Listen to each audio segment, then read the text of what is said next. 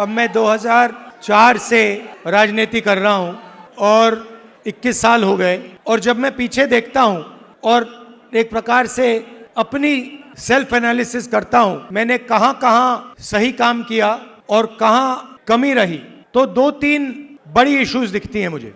जमीन अधिग्रहण बिल किया, मनरेगा किया, भोजन का अधिकार किया, ट्राइबल बिल, न्यामगिरी की लड़ाई लड़ी, ये काम मैंने सही किया। अगर मैं थोड़ा पीछे को देखता हूं तो मुझे एक बात बिल्कुल क्लियर दिखती है कि एक चीज में मेरी कमी रही थी। क्या थी? जो ओबीसी वर्ग है उसका जिस प्रकार से मुझे प्रोटेक्शन करना था मैंने नहीं किया। मेरी रिग्रेट क्या है कि अगर मुझे आपकी हिस्ट्री के बारे में, आपकी इश्यूज के बारे में थोड़ा सा भी ज्यादा मालूम होता, मैं तभी जाति जनगणना करा देता। वो निकल गया और मैं स्टेज से कह रहा हूं वो गलती है मेरी और इस गलती को मैं ठीक करने जा रहा हूं। देश को चलाता कौन है?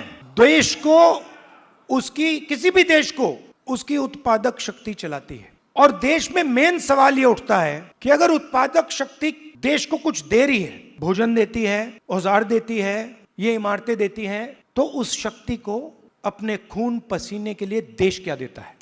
आप मेरी बहन से पूछो, कभी मिलोगे तो पूछना, अगर कभी राहुल ने किसी चीज के बारे में मन बना लिया तो उस बात को वो छोड़ेगा या नहीं छोड़ेगा? वो पूछ लो उससे।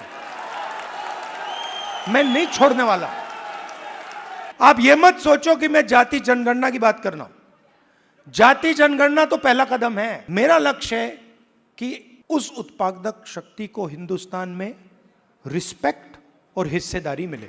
आप राहुल गांधी बोलते रहते हो, मगर राहुल गांधी, आपकी शक्ति के बिना राहुल गांधी कुछ नहीं है।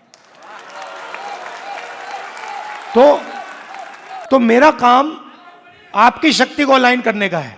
और देश के, मैं ओबीसी वर्ग से, युवाओं से कहना चाहता हूं कि जिस प्रकार से मैंने ओबीसी वर्ग के लिए काम करना चाहिए था, पहले मैंने नहीं किया, अब मैं डबल स्पीड से वो काम करने जा रहा हूं।